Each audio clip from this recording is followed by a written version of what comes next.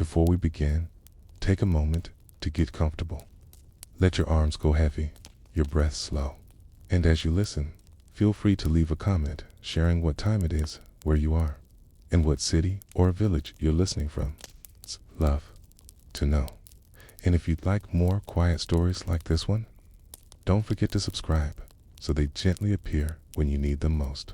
Now, let's begin. Somewhere deep in the forest of what we now call Sweden, the wind brushes over moss-covered stones, and the trees lean ever so slightly inward towards something they seem to remember. Something old, something etched, something carved by hands that are no longer warm. It begins as many quiet things do, not with a voice, but with a whisper. And not just any whisper, but a warning written in runes, not shouted from rooftops or proclaimed by kings, but buried in symbols, shapes, strange signs no longer fully understood. This was not a language of the living. Not really. It was a language of wood and stone, of rain-slicked cliff faces and tree bark scripts that faded when the trees were cut down. This was the voice of the Vikings, not the raiders, not the warriors, but the writers, the ones who knew something no one else did, and who carved their silence into stone. The story begins with a single artifact, a standing stone in a quiet place, a place so ordinary that most people walked past it for centuries without noticing. It was called the rack stone, and if you were to pass it today, you might not glance twice. It stands about 8 feet tall, rough, gray, weathered, just another monument to something forgotten. But if you leaned in gently, with respect to it, see the runes, rows and rows of them, some straight and tidy, others diagonal, some carved deep, others faint as a breath on a mirror. There are over 700 runes carved into this one stone, and many of them still don't make sense, even now, even after centuries, even after linguists and archaeologists and software programs have tried to make them behave. They refuse to explain themselves, and that is where the mystery begins. The rackstone was carved around 800 AD in what is now just dirt land, Sweden. It is believed to have been made by a grieving father in memory of his dead son.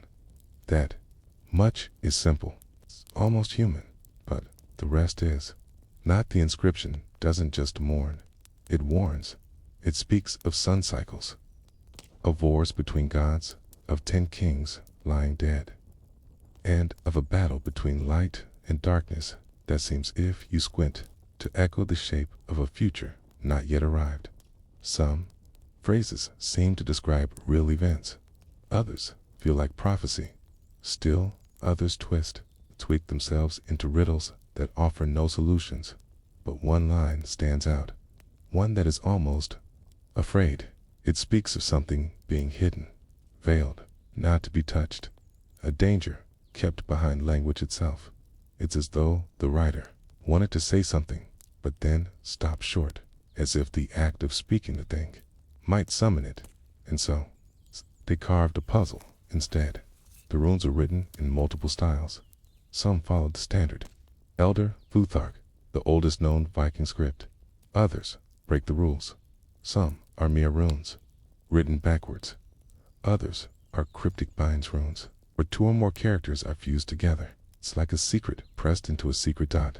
It's been called a cipher within a cipher, and some researchers now believe that parts of it were deliberately obscured so that only certain people trained in oral lore could understand it. The rackstone, in this sense, wasn't just a memorial. It was a vault, a sealed message, meant not for you, not for now, and maybe not for anyone for a long time. Scholars believed the stone was just poetic nonsense, a grief-soaked man reaching for grandeur. But in 2014, that changed. A new interpretation emerged, and it suggested something startling, that the rackstone may be referring to a climate disaster, one that had happened long before it was carved, and one the Vikings feared would return. Specifically, the volcanic winter of 536. Add a year remembered in ancient texts across the world.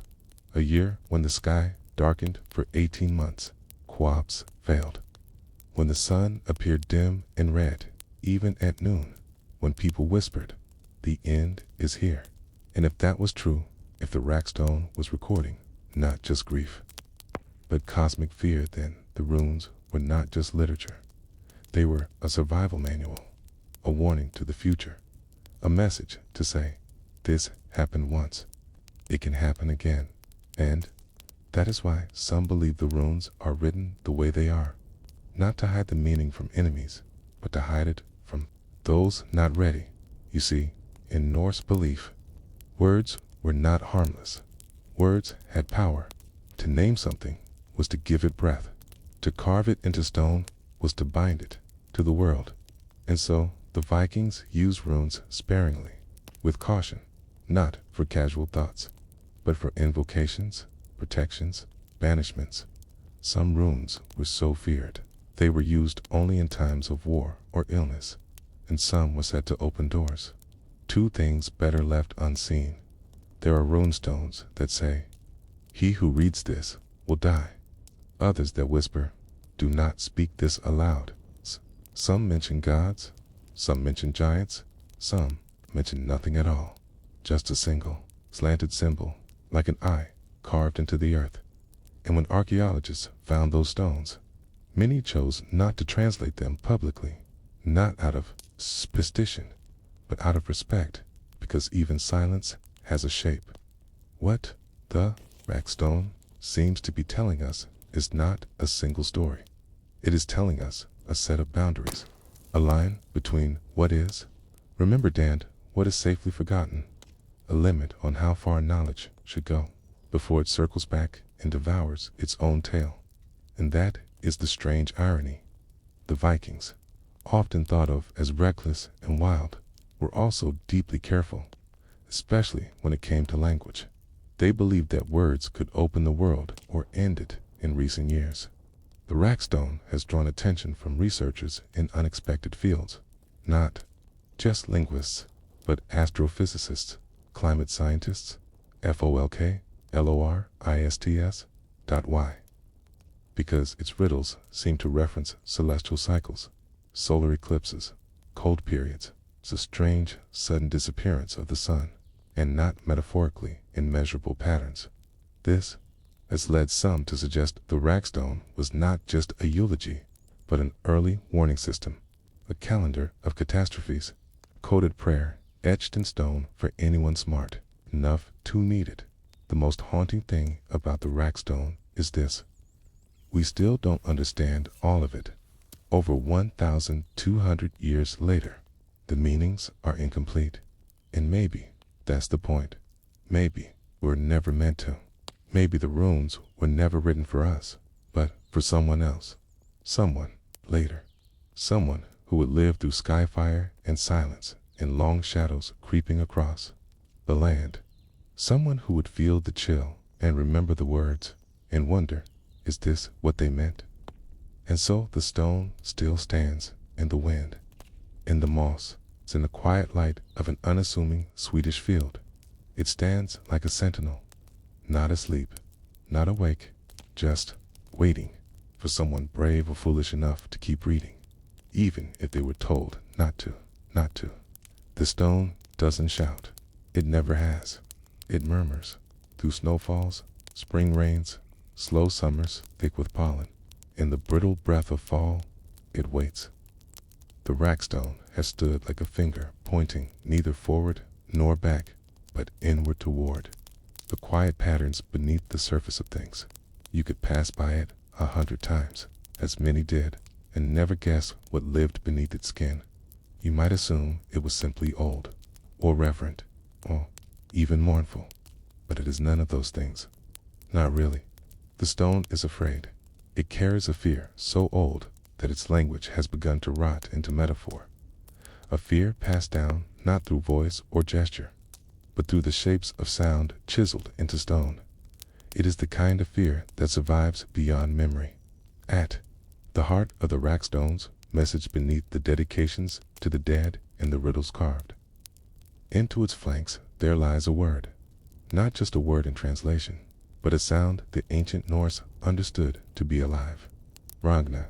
It forms the root of Ragnarok, the end, the twilight, the unmaking of things, but in the stone's context, it is used strangely. Not as a final prophecy, but as a shadow that has already passed. This is what puzzled scholars. Why would a father, mourning his son, speak of an end that already came? Unless it had. What if the world had already ended once? Not in myth, not in fire and ash, but in cold. In the year 536 AD, something happened, something unspeakable. We know now from ice core data that a colossal volcanic eruption, possibly in Iceland, or maybe even in Central America, threw ash and sulfur into the upper atmosphere, so much so that it dimmed the sun for over a year and triggered the coldest decade in over 2,000 years. Temperatures dropped across the northern hemisphere. Crops failed. Plague followed. Even the Byzantine historian Procopius wrote of a sun that gave no shadow at noon to the people of Scandinavia, already living on the margin of what could be grown and harvested. It must have felt like the sky itself had died. The warmth of the gods had vanished. The breath of Yggdrasilda, great world tree, had turned to frost. And if you lived through it, you didn't forget it. Not after one generation, not after 10, not after 100. Now, imagine that you are a scholar keeper of oral memory. 8th century Sweden. You've heard the stories from your grandfather, who heard them from his dad. How the sky dimmed, how herds perished, how brothers turned against brothers when the last bushel of grain ran out, how strange lights flickered in the northern sky without rhythm, and how the birds stopped singing. You would never say, "Okay, these things" lightly. You wouldn't shout them. You would encode them. You would whisper them in song. Tuck them behind metaphors of wolves and spears and gods warring in the distance. And then, one day, you'd carve them into a stone so that if the sky ever turned black again, someone might remember that it had happened before, and that they were not alone. One of the most perplexing sections of the Rackstone refers to the sun's 9 generations. The phrase makes little sense in modern terms, but when viewed through the lens of myth and memory, it might suggest 9 cycles periods of sunlight, warmth, growth, and loss, a pattern of catastrophe. Other sections speak of Theodoric, the Bold, a name possibly linked to the Gothic king, Theodoric the Great, though it appears in a context more poetic than literal. There are references to the horse of the underworld, the storm of serpents, and the death of the famous. None of these are straightforward, but then again, warnings rarely are, especially when they must survive centuries. Runes weren't used to write books, not in the way we understand books now. Runes were for spells, dedications, marks of ownership, and wards.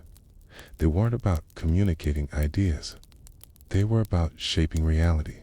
To carve a rune was to fix an intention in the world. And when that intention was fear, it became a kind of anchor, an effort to keep the past from being swallowed, to scream silently.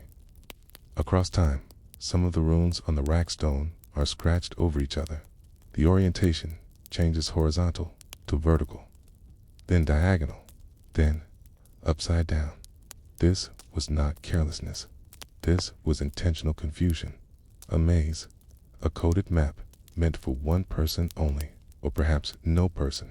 It was a method used in Viking Age riddles and magical inscriptions, a way of showing reverence for the knowledge, while keeping its edge sheathed, because to name something outright was dangerous. If this was a warning about cyclical climate collapse, repeating sky darkness, or a divine absence, then saying, so clearly could have drawn it closer. Better to let the message remain blurred, unfinished, safer. Some believe the runes also hold fragments of prophecy, not divination, but observation, patterns seen in nature, passed down and polished, signs of a world tipping into something unlivable. Birds nesting too early, rivers freezing too late, wolves crossing into pastures that had always been safe. These are the signs a society close to the earth would have noticed and remembered and feared, because if the gods were not angry, then the world itself was, and if the sun failed again, the gods might not come to help, not this time. Modern research into the rack stone has turned increasingly to interdisciplinary methods. Mathematicians have tried to decode the inscription as a numeric cipher. Linguists have examined the syntax against hundreds of surviving runic texts. Folklorists have traced parallels in Norse myth to odd phrases on the stone. Some suggest it was a solar calendar. Others think it marked sacred astronomical alignments. But no one knows for sure, and perhaps no one ever will, because this wasn't meant for us. It was a murmur sent ahead, like a message in a bottle, tossed into the future to be found when it was needed most. A strange thing happens when you stand in front of the rack stone. People have said they feel a presence, not haunting, not divine, just stillness, a kind of awareness, as though the stone is listening, waiting to hear whether the sky would change again, whether the whisper it sent has been heard or ignored. And maybe the most important part isn't what the runes say, it's that they were written at all, because for a grieving father to stand in the wind and carve these warnings into rock, he must have known something others had forgotten.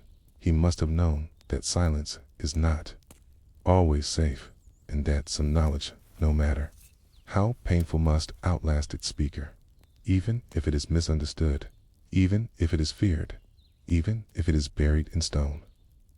For 1,000 years, by the time the last rune was carved, the world had already changed again.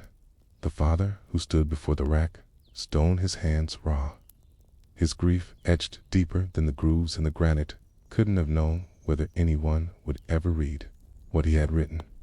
He couldn't know what kingdoms would rise or fall, what gods would die, what languages would fade.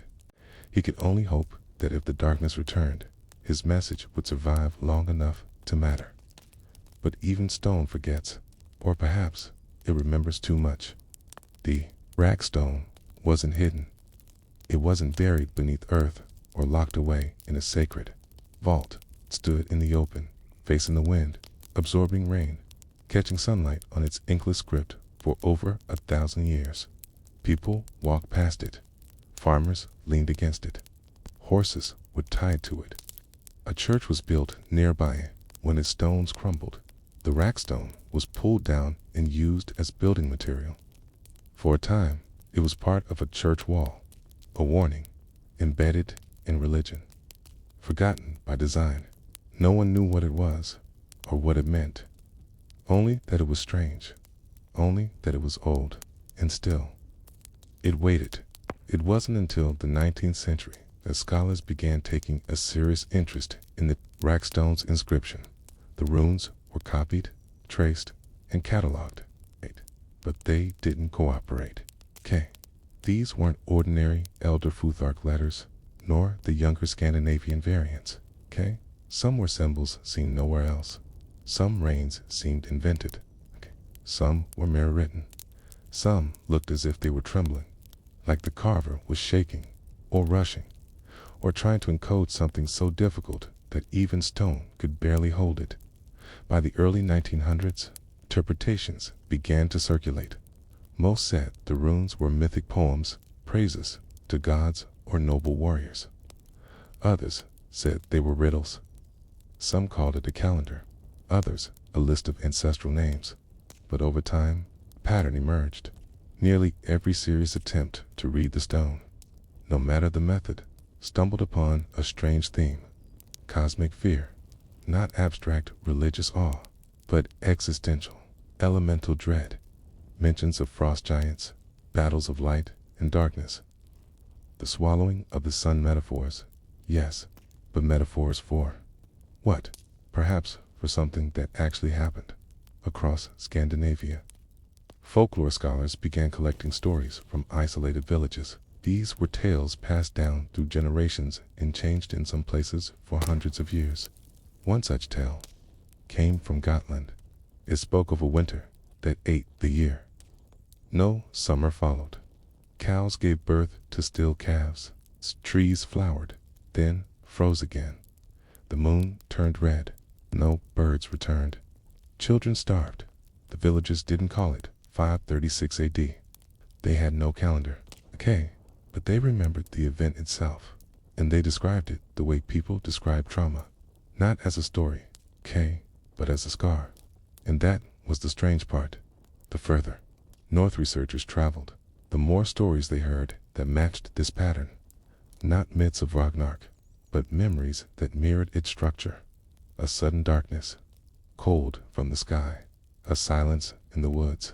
What if those stories weren't borrowed from the myths? What if the myths were built from them? When researchers matched these oral traditions with ice core data from Greenland and Antarctica, they noticed something chilling. The eruption of 536 wasn't the end of the story. It was the beginning. A second volcanic event followed just 4 years later. Then another.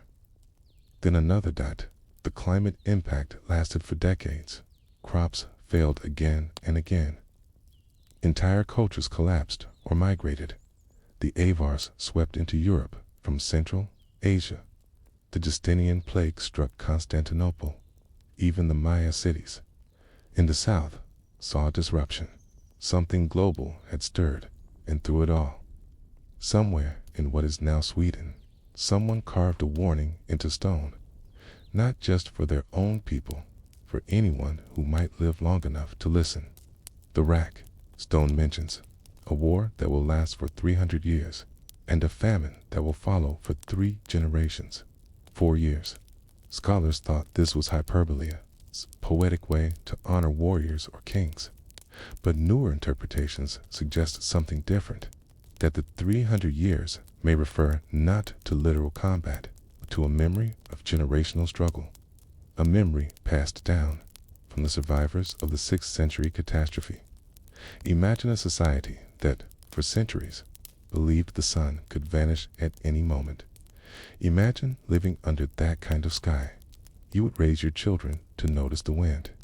You would teach them to memorize bird calls. You would mark every deviation in the seasons, because the seasons were not guaranteed. This was no longer just nature. It was myth. It was behavior. It was culture. This is what the Rackstone encodes, not history, but a way of seeing the world. A worldview built on caution, vigilance, and awe. A worldview written in the firelight language of runes. But here's what makes the Rackstone so haunting. It doesn't offer hope. There is no ending that says all was well. No triumph number. Return to balance. The last runes, even after translation, read more like a tapering off than a conclusion, as if the writer simply stopped, ran out of room, or strength, or time. One interpretation ends with, I say, the folktale, to the young man who did not die. Another ends mid-thought, as though the warning itself could never be finished, only continued by those who found it. The stone does not rescue, only reminds. In recent years, AI models have been applied to the Rackstone's runeset to reconstruct what older human translators may have missed. The findings: patterns of repetition not seen in other inscriptions, sequences that suggest recursion, feedback, cycles. Some believe the stone is not a story, but a signal.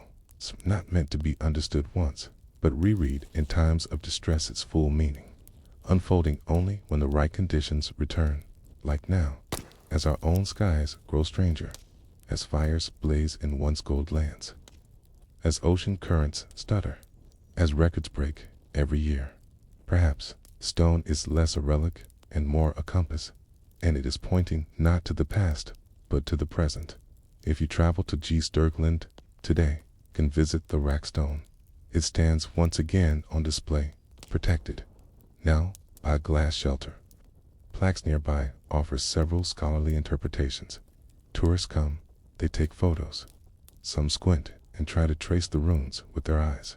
Few linger long. It is not a loud monument. There are no gods sculpted in marble. No swords or crowns or bones. Just lines, curves, angles, and something else. Stillness. The kind of stillness that doesn't come from silence, but from something listening back. Some say, if you wait until dusk, the air changes around the stone, as if something is preparing to speak, as if the fire beneath the ice, beneath the centuries, has not gone out. It's only waiting. And if the sky darkens again, as it once did, you will know where the message was left. It began not with silence, but with the wrong kind of noise, the kind that doesn't belong to morning. Not birdsong, but the low groan of wood collapsing under its own weight, the snap of beams giving way, the drip of melted glass from windows that no longer framed anything but open air and falling ashdot, and beneath all of that the footsteps, slow, crunching, uncertain. Those who survived the night of the Tulsa massacre did not awaken from sleep. Most had not slept at all. They rose from wherever they had found cover ditches, alleyways, the shaded crawl spaces beneath broken homes, stepped carefully into a world they no longer recognized. The neighborhood of Greenwood. Once a proud stretch of black-coned homes, businesses, and schools had become a low horizon of smoke and dust. What hadn't been burned had been looted. What hadn't been looted had been broken. And what hadn't been broken had been buried beneath soot, beneath scorched cloth, beneath what people now call history. But for the children who emerged from that blackened edge of the city, whose hands clutched the sleeves of surviving mothers, grandmothers, neighbors, they saw none of that abstraction. No maps, no timelines, no chapters in a textbook, only tents. Not immediately, but soon. Because where do you go when your house is gone? A girl named Mabel Washington stood at the edge of the fairgrounds in early June of 1921. Her feet bare and her right eye bruised. She was 8 years old. Her home had been on North Elgin Avenue. Her father had not returned. Her mother, silent for most of the walk, had told her not to cry. Not because tears were wrong, but because they drew attention. Mabel remembered how the tents had looked when they first arrived. Not orderly, not ready. They had been delivered in wagons and unpacked by soldiers who did not make eye contact. Each tent, beige and wide, was staked into the hard earth by men in uniforms with rough hands and short words. There was no greeting, no announcement, just the pounding of metal stakes and the occasional barked instruction. And then came the people. Families that had been scattered, now herded together. People who had nothing, now sharing what little they had. Blankets were laid over crates. Rain barrels filled with lukewarm water became communal wash stations. Cooking fires were dug low and lined with bricks. Children watched all of it with large, hollow eyes. Some cried silently. Others clung to whatever they had managed to carry. A single shoe, a cracked mirror, a biscuit tin with family photographs stuffed inside at night. The sounds of the city were muffled. Tulsa continued on beyond the perimeter of the camps. Tea cars still ran. Restaurants still opened. Newspapers still printed. But inside the tents, time slowed. The camps were not officially called camps. Not in government records, at least. They were temporary relief sites, emergency response zones, shelter stations. But to those who lived inside them, they were pens. The fences weren't always visible, but they were there, in the rules, in the curfews, in the fact that food was distributed at fixed times, by fixed hands, with fixed expressions. Some of the tents were partitioned into quarters, separating families by only a sheet or a loosely pinned canvas flap. Privacy became an old luxury. People bathed in shifts. Women shielded one another with their backs turned and their arms wide. Children were taught not to ask questions. The smell, Mabel would later write, was something she never forgot. Ash and sweat and damp canvas. It got into your lungs. It stuck to your skin. She said it made the air feel heavier than it should. There was no school, not yet. Some teachers, those who had survived, tried to organize lessons on chalkboards propped against trees. But most children simply sat, or wandered, or helped fetch water. Some made games out of sticks and chalked lines on stones. Others made weapons because other children from outside the camps came by. They didn't enter, but they watched. And sometimes they laughed or threw rocks or shouted names they had learned from their parents. One boy, Harold Jefferson, was struck in the head by a thrown bottle while trying to gather wood for his mother's stove. He bled for hours before a volunteer nurse, a woman named Miss Lila, managed to wrap his scalp with boiled cloth. No one was arrested. Some children never spoke again, literally. A 7-year-old named Thomas Reed stopped talking the day after the fires. His mother said he had seen something no child should see: a man in their front yard, crawling, his arms burned to the bone. Thomas hadn't cried. He had simply stared. And after that, not a word. Other children spoke too much. They told stories that didn't make sense, stories of glowing animals in the smoke, of angels walking across rooftops, of men with fire coming from their hands. Dreams and memories blurred. There was no time to sort truth from fantasy. No one to help them understand what had happened, because even in the camps, no one spoke of the night itself. It was as if it hadn't happened. People spoke in generalities. The fire, the trouble, that night. Names were whispered. Specifics avoided. And so, for the children, the trauma never had a shape, only a shadow. Months passed. Some families were relocated. Others remained in the tents through the summer and into the early frost of fall. There were efforts to rebuild. Charities sent crates of books. Church groups arrived with loaves of bread and Bibles. But many of the children who had lived through the burning of Greenwood were now adrift, their neighborhoods gone, their teachers displaced, their grandparents buried in unmarked graves, their voices echoing in corners no one wanted to hear. By the end of 1921, at least 5,000 people had passed through the camps. How many of them were children? Records don't say. Official documents from the city list household numbers, relief supplies, and medical inventories, but they don't name the children. No Mabel, no Harold, no Thomas, no tally of bruised faces or missing fathers. No page to record a child's silence. Only the tents. And after that, it's the forgetting. It was the quiet afterward that hurt the most. After the tents had folded, after the crates of dried biscuits had stopped arriving, after the uniforms had vanished, what remained was nothing. The children who had lived through the camps found themselves scattered quietly and without warning. Some were placed with distant relatives, others with neighbors, and some simply disappeared from records, moved along, absorbed by the next disaster, the next war, the next census that didn't count what it couldn't see. No announcements were made. No commemorations, no ceremonies, no plaques. The canvas came down, and with it, the memory dot for the children who stayed in Tulsa. Rebuilding was not something grand or symbolic. It was slow. It was tedious. It was boring. It meant hauling buckets of water down long dirt roads to temporary wooden shacks. It meant rebuilding sidewalks by hand.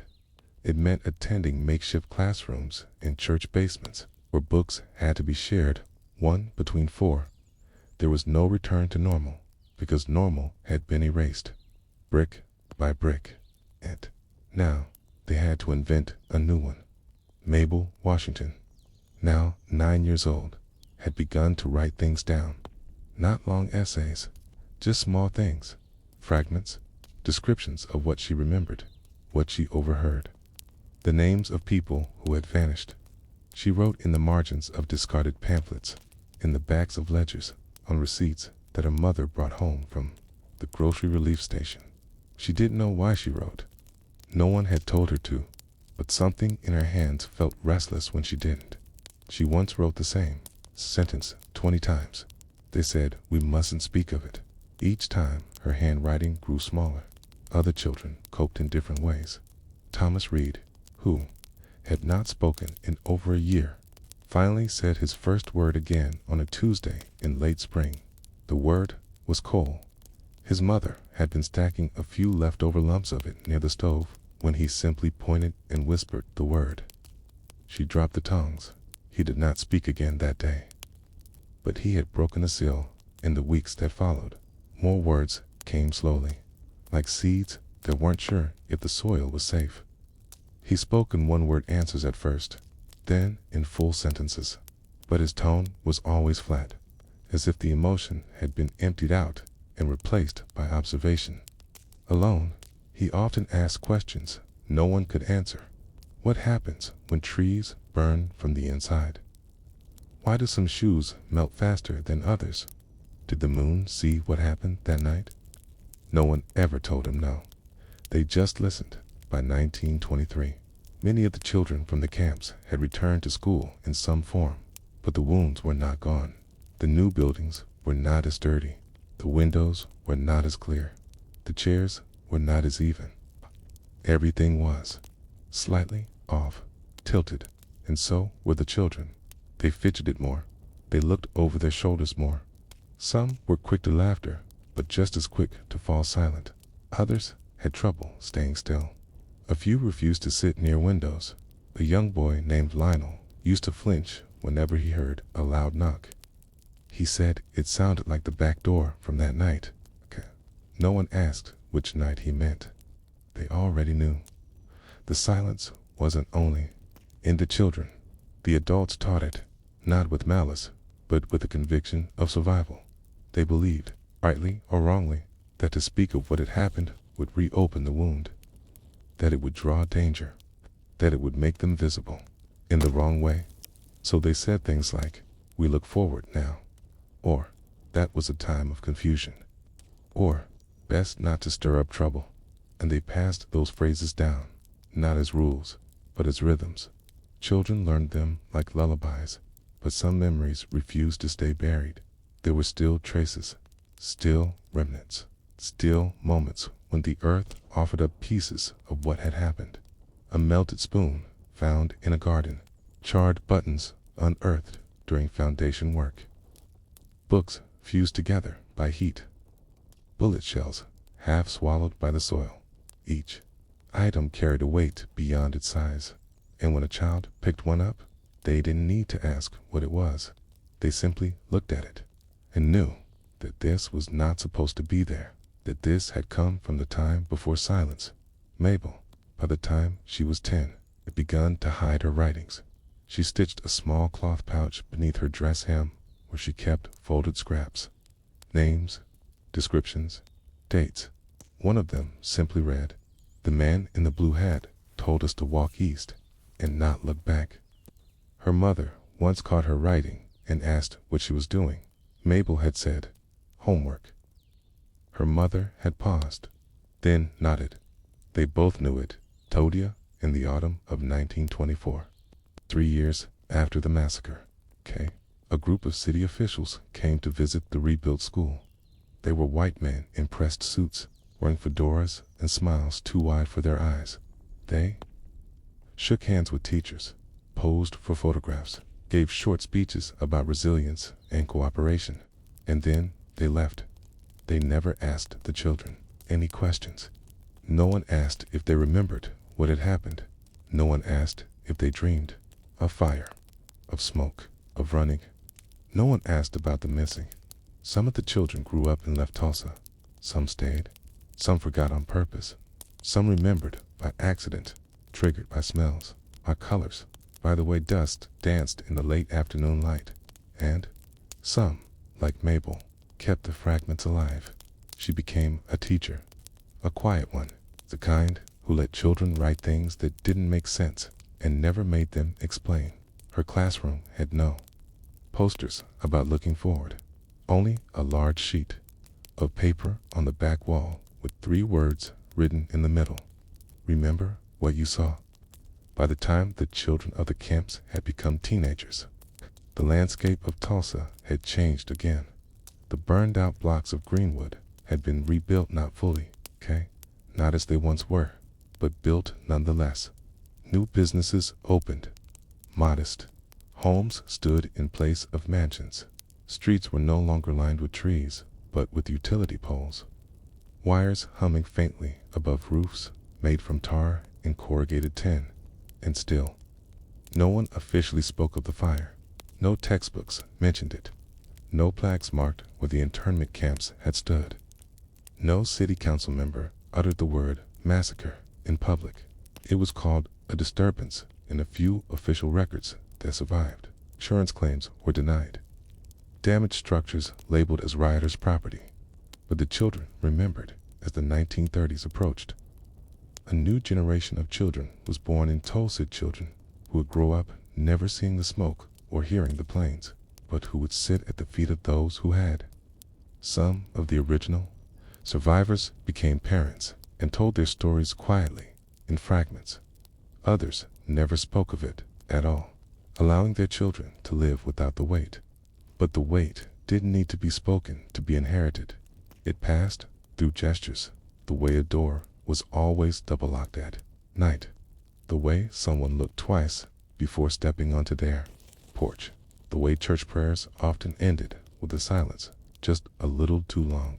The internment camps, those rows of tents and hastily assembled shelters on the fairgrounds, had been considered temporary, and they were, at least in a physical sense.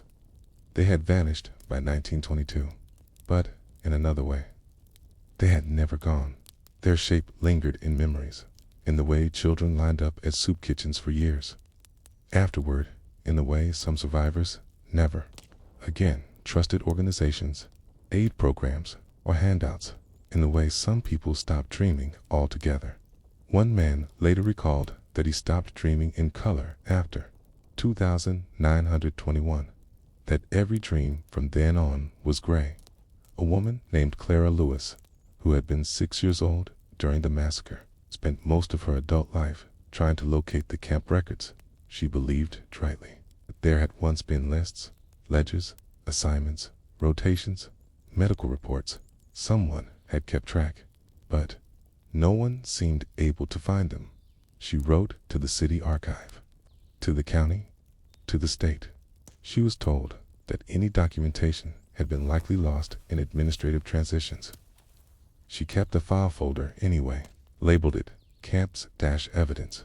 It remained mostly empty, except for a copy of a photographed 3 children standing beside a tent marked with a red cross. Their faces blurred from motion. One of them may have been Clara. She could never be sure.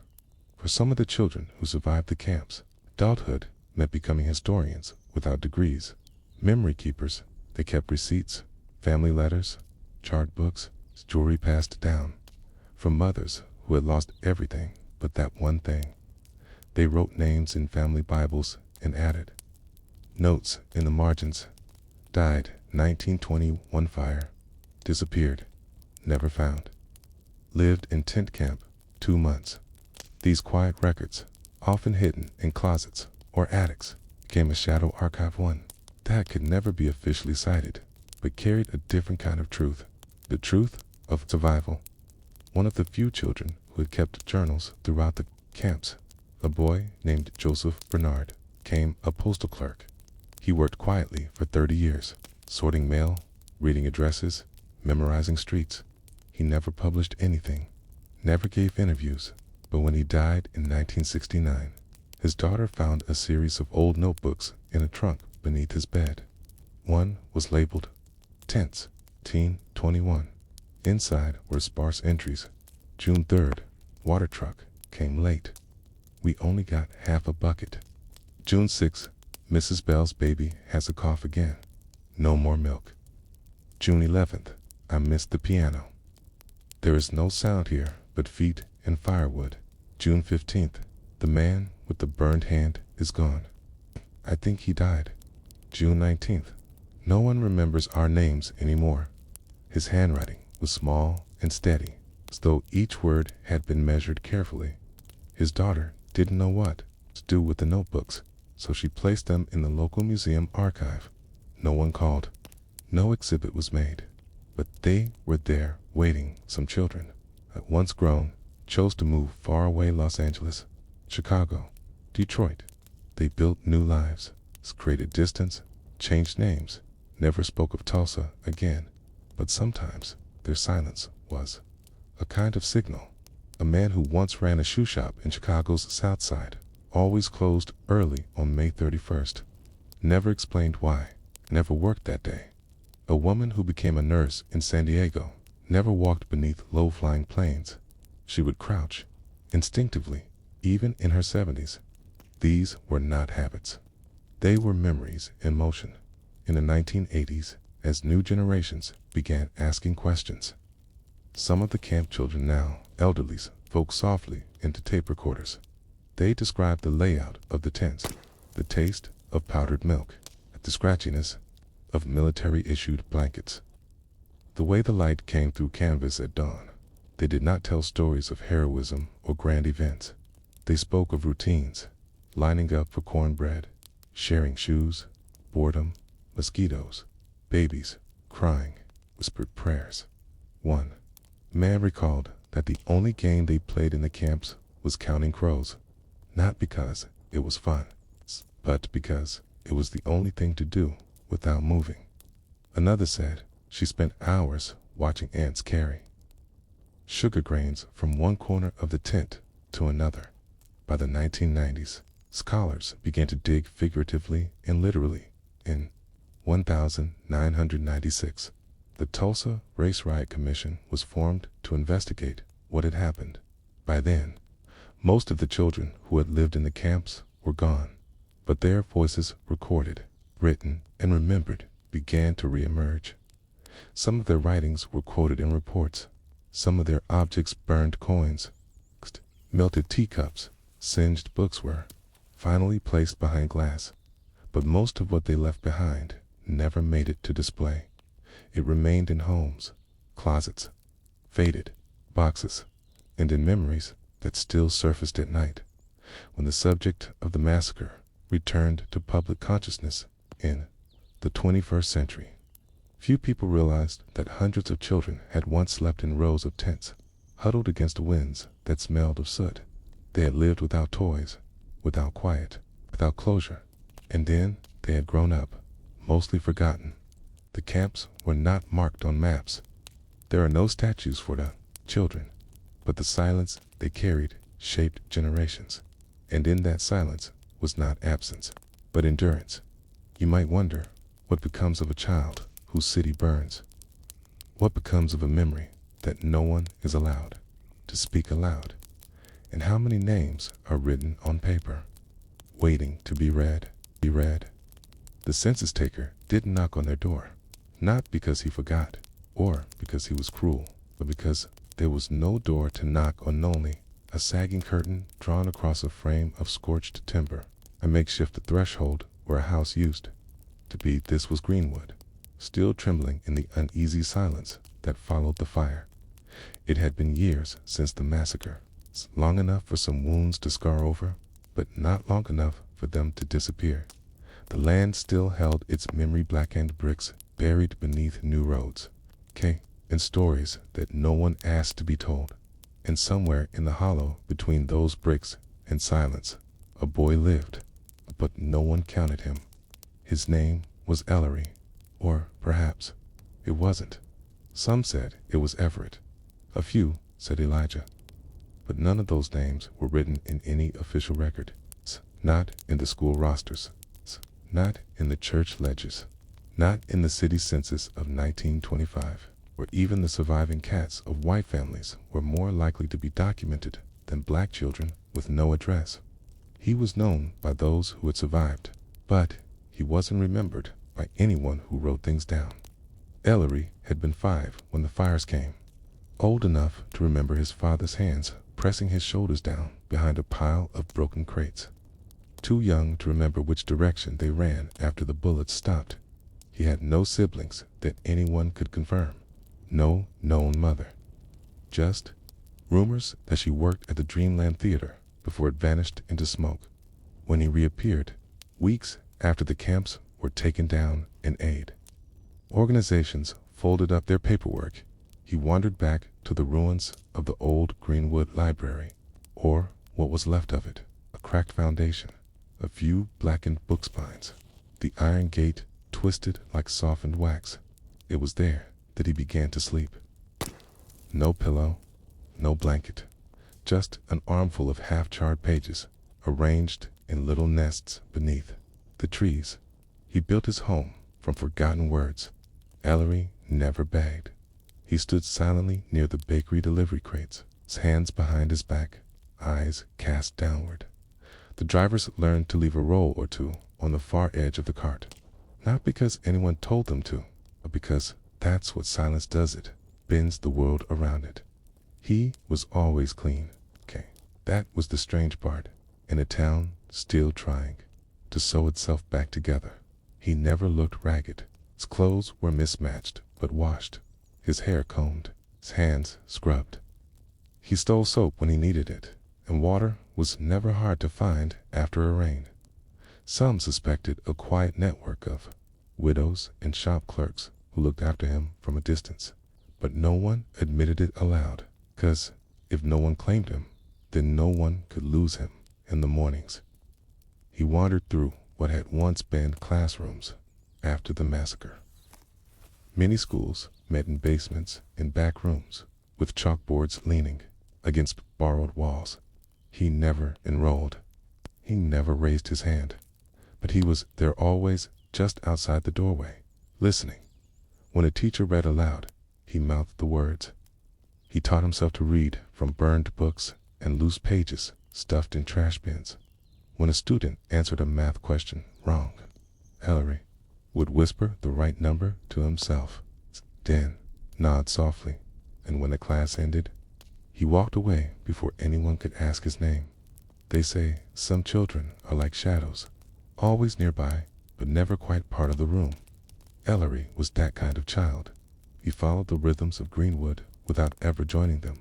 He stood on corners and listened to men talk about rebuilding plans.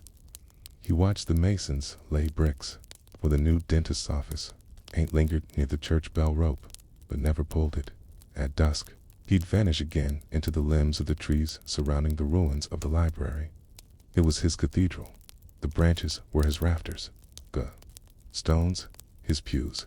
He once found a burned Bible, missing its cover and most of its spine.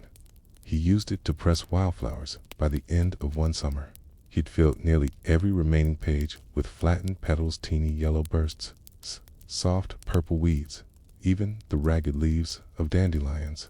The holy words were long, unreadable, but Ellery had made something new from the ashes. No one remembered when the cough started. Maybe it had always been there, or maybe the winter of 1926 had drawn it out of him. Either way, it came from deep in his chest, sharp and dry, like the scrape of a match across old brick. A seamstress named Miss Geraldine began leaving little jars of honey on the bakery crate instead of bread. She never looked at him, never acknowledged it. But each day, the jar was smaller. Ellery accepted the new offering like he did everything else, without a word. But the cough remained. Tulsa's newspapers didn't write about boys like Ellery. They wrote about rebuilding, about new business licenses, about parades and new roads and civic pride. There was no column for the ghost children, the ones who haunted the edges of the recovery, who didn't fit into the optimistic headlines. The census takers skipped addresses they didn't understand.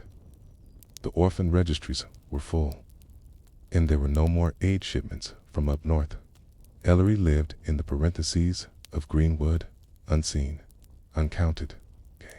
But real. One foggy morning, he brought a red ribbon to the old library steps. He placed it carefully on the stone, right where the front desk used to be. No one knew where he got it. It was clean, satiny, tied into a loose bow. It's kind you'd find on a girl's Easter hat. He left it there and stepped back, staring at it, as if waiting for something to happen. A woman walking past asked if it belonged to someone. Ellery replied it was hers. Then he turned and walked away. No one asked who she was. They never saw the ribbon again. The last verified sighting of Ellery was in the spring of 1907. He was seen on the edge of the Arkansas River, standing still as the current moved beneath him. One witness said he was throwing small stones into the water reach, one wrapped in what looked like paper. Poems, perhaps dot, or names, or both.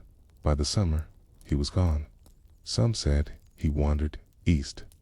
Others believed he'd fallen ill and been buried quietly by one of the many black churches on the outskirts of Tulsa. But no gravestone was ever found. No record, no obituary, no listing in the church logs. Ellery faded in the same way he had, arrived, unannounced, unclaimed.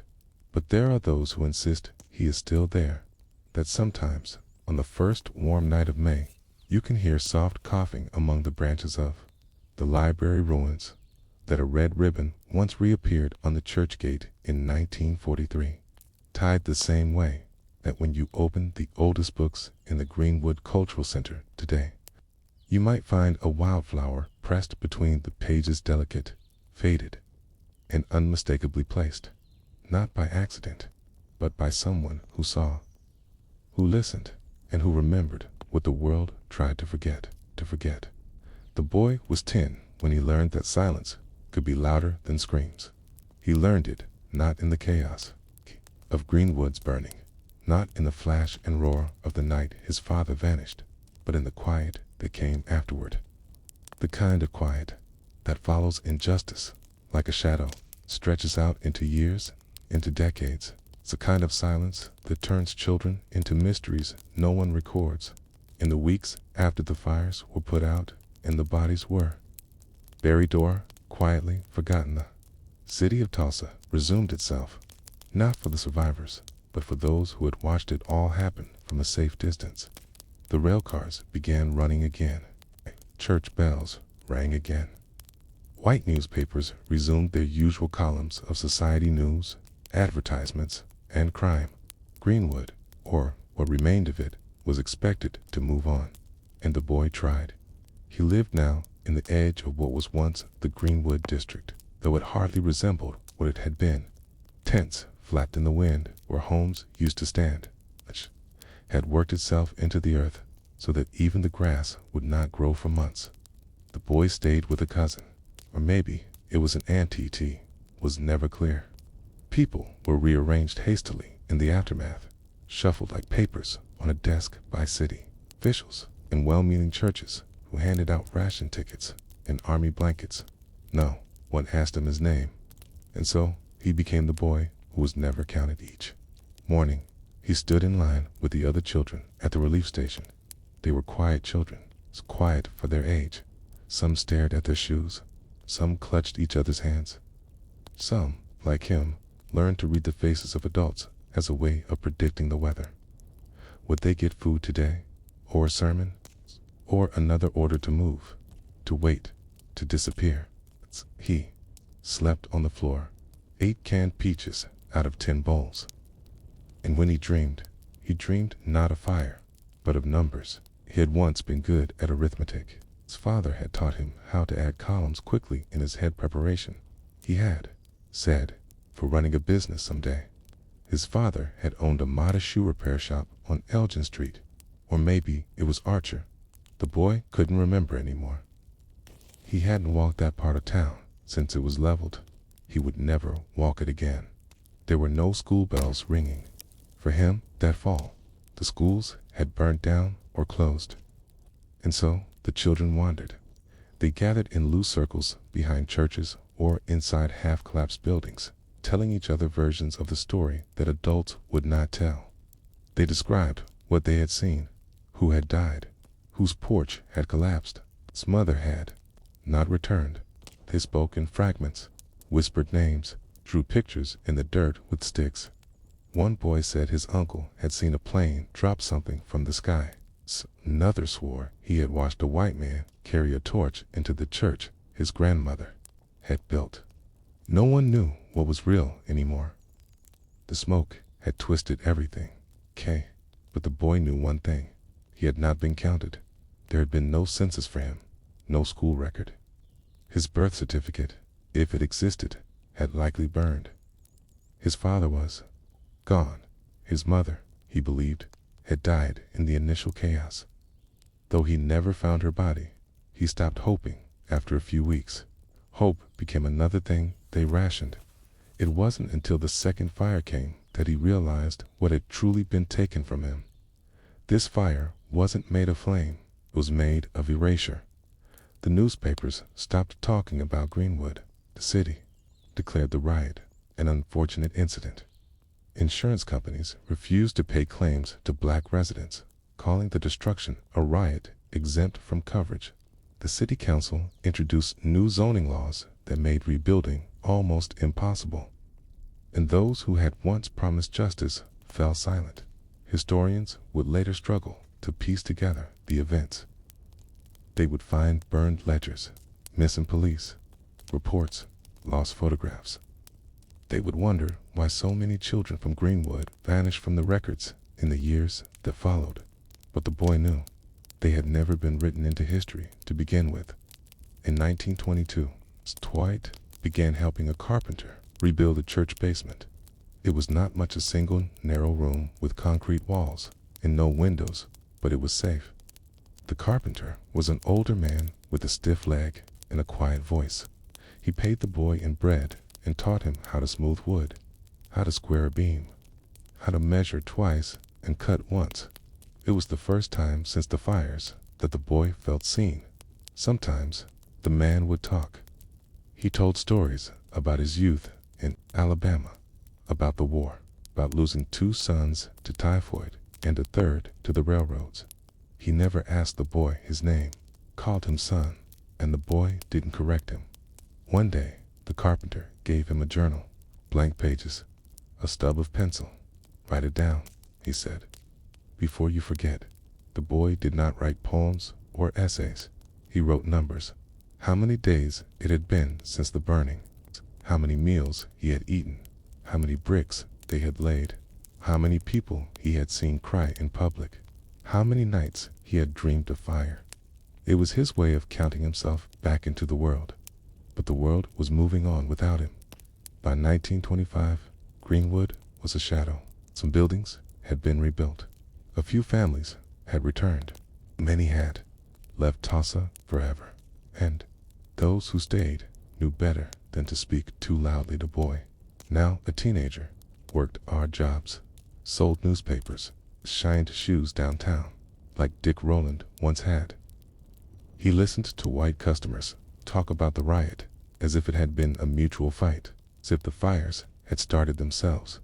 Sometimes they called him boy in the same tone they used for dogs, and he bit his tongue until it bled. He tried to leave once boarded a freight car heading east, but a brakeman threw him off in Muskogee. He walked the tracks back to Tulsa in the rain, wet, cold, alone, still not counted. When the Depression hit, he found work in the Civilian Conservation Corps. He dug ditches, planted trees, cleared trails in Arkansas and Oklahoma. The white supervisors didn't ask his story. He slept in a segregated tent, wrote more numbers in more journals, and tried, always, to disappear before questions were asked. But he could never quite vanish, because in the quiet hours, Kana under the stars, other boys would ask him what had happened in Tulsa. He would pause, take a long breath, and then tell them not the full story, but pieces of it. A window that melted, a street lamp that exploded, a woman who held a baby under her coat as she ran, and the boys would listen, not because they knew what Greenwood had been, but because they understood what it meant to lose everything and still carry the weight of memory. He never married, never owned a home, never voted, but he lived through the 1940s, the 50s, into the 60s, always in the margins, always watching the world forget. Every few years, someone would mention Greenwood again, a local reporter, a historian, a student, and he would think, will they ask me this time? But they never did, because by then, he was just another old man with a cane and a quiet face. And then, one winter night, he died. Alone, in a small boarding house room. The landlord found him days later. No one claimed the body. The city cremated him. There was no obituary, no service, just a small box of belongings, a hammer, a cracked photo of a burned building, and a stack of old notebooks filled with numbers. The boy who was never counted had been there all along, all along. By the time anyone thought to look for the boy, decades had passed. The neighborhood had changed. The streets bore new names. Buildings rose where the tent camps had once stood. And what had once been Greenwood lived on only in the fractured memories of the few who had survived it, and the even fewer who were still willing to speak. But the boy's name remained missing from every page that mattered. No school records, no census, no burial for his parents, no photographs, just the whisper of a presence, a child-shaped absence that seemed to linger in the background of every tale told by elders who remembered but would not dwell. And yet, he had kept records, dozens of them. They were found purely by accident, stuffed inside a weathered suitcase wedged between two joists in the attic of an old boarding house on the north side of Tulsa.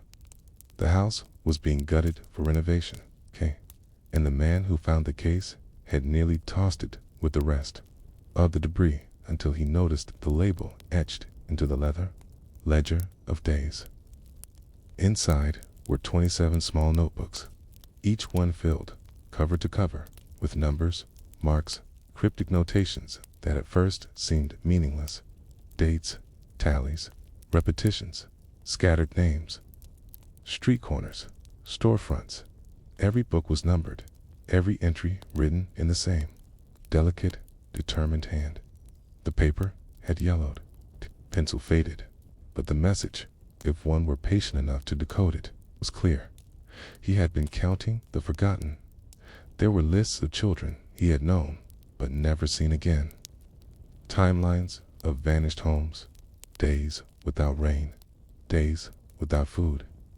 The number of times a woman named Esther had walked past his worksite with her head held high. The number of people who had called him boy after he turned 30. There was no emotion in the entries, no commentary, but there was order. There was dignity, and there was pain quietly encoded in the gaps between numbers. The pages where nothing was written, the gaps that told you exactly when the world went dark for him. One book simply read, June 2nd, 1921. 0. Nothing today. No names. Historians didn't know what to make of it at first. The suitcase passed from the renovation crew to a local university archive. A graduate student cataloged it, almost out of curiosity. She noticed patterns. Some entries matched. Newspaper records corresponded with survivor testimonies from oral history projects. Slowly, a picture began to form. This was not simply a diary. It was a counter-history, a record not of what happened, but of who was left behind. He had recorded moments no one else remembered, the names of women who baked bread for displaced families in church basements. The man who played trumpet near the tent rose every Friday. A child who had sewn buttons onto her father's jacket the day before he was killed. None of these people were listed in official reports, but now, at last, they had a page. It took time, years, in fact, but eventually, people began to understand what they had found. An exhibit was curated at the Greenwood Cultural Center. The notebooks were displayed under glass, one open page at a time. Visitors leaned in close, reading the scratchy pencil lines and trying to hear the voice of the man who had written them. The display was called The Boy Who Was Never Counted. School children came. Elders wept quietly in the corners. Survivors who had thought they were the last discovered their own childhoods reflected in the tallies. I remember that trumpet. One man whispered, "That was me. I was the boy who carried canned milk to the soup line." And then came the question that always follows rediscovery. Who was he? No one knew for sure. Some suggested he was a boy named Isaiah M., whose mother had vanished and whose father ran a shoe shop. Others proposed he had changed his name deliberately, becoming invisible to avoid the authorities or the pain of the past. A few even claimed he was not one boy, but many that perhaps the notebooks were the collective effort of those who had survived but been erased. But deep down, everyone understood that the question was missing the point, because he was all of them, every child no one had counted, every person lost to the fire and the forgetting. And his books were not about him, they were about remembering. By 2021, the 100th anniversary of the Tulsa Massacre, the notebooks were given a permanent home in the new Greenwood Memorial Archive. They sat not in a vault, but in the open, surrounded by photos of unnamed children and shelves of empty folders labeled unrecorded. Artists made prints inspired by the numbers. Musicians wrote compositions in sequences drawn from the pages. Teachers read them aloud in classrooms. And slowly, something that had been hidden for nearly a century began to stitch itself into public memory. There was a plaque beside the journals. It read simply, "He kept count when no one else would. Now it's our turn." Still, there are many who do not visit the archive. Some because they do not know it exists. Some because they fear what they'll feel if they go. And some because they were raised in silence in households where Greenwood was a myth, a thing whispered about but never truly named. But those who do come often report the same strange moment. They walk past the glass, they lean in, reread the faded pencil lines, and then they stop. They stare at a particular entry, a single line written near the end of the final notebook. May 17th, 1985. A girl said, "My name today. First time in 29 years." Who was the girl? What did she call him? She guess who he was? Or had she known all along? No one can say, but it was the last entry he ever wrote. After that, the pencil was set down. The book was closed. And he became, once again, the boy who no one had remembered till now. That night, when the exhibit was first unveiled, an elderly woman named Clara Mitchell sat alone in the second row of folding chairs. She had not spoken about the fire in over 70 years. She was 96, and when asked by a journalist why she had come, she whispered something no one expected. "I think he used to sit beside me in line," she said. "Didn't talk much, always writing. They gave him my bread once. He gave me a string, said it was lucky." She opened her purse, and from a soft cloth wrapping, she removed a tiny, faded piece of red string. It was the only thing he had ever given away. And so the boy, who was never counted, finally found a place, not in the official ledgers, not in school records or city books, but in the hearts of those who now remembered, who whispered his memory into classrooms, to archives, into songs, quiet bedtime stories told by grandmothers to children who had never seen fire but knew what it meant to be forgotten. And as long as someone remembers to keep counting, he will never be lost again. The wooden floors had not yet stopped creaking when she arrived. It was still early too. Early for most, but not for Sister Eloise. She walked alone through the broken corridor of the church annex, her small boots tapping against the scorched planks, hands gloved, though it was already warm, and the thin shawl drawn tightly over her shoulders, even as the spring sun leaked through shattered panes. It was June 1921, just days after the massacre, and she had come back to what was left of the children's music room.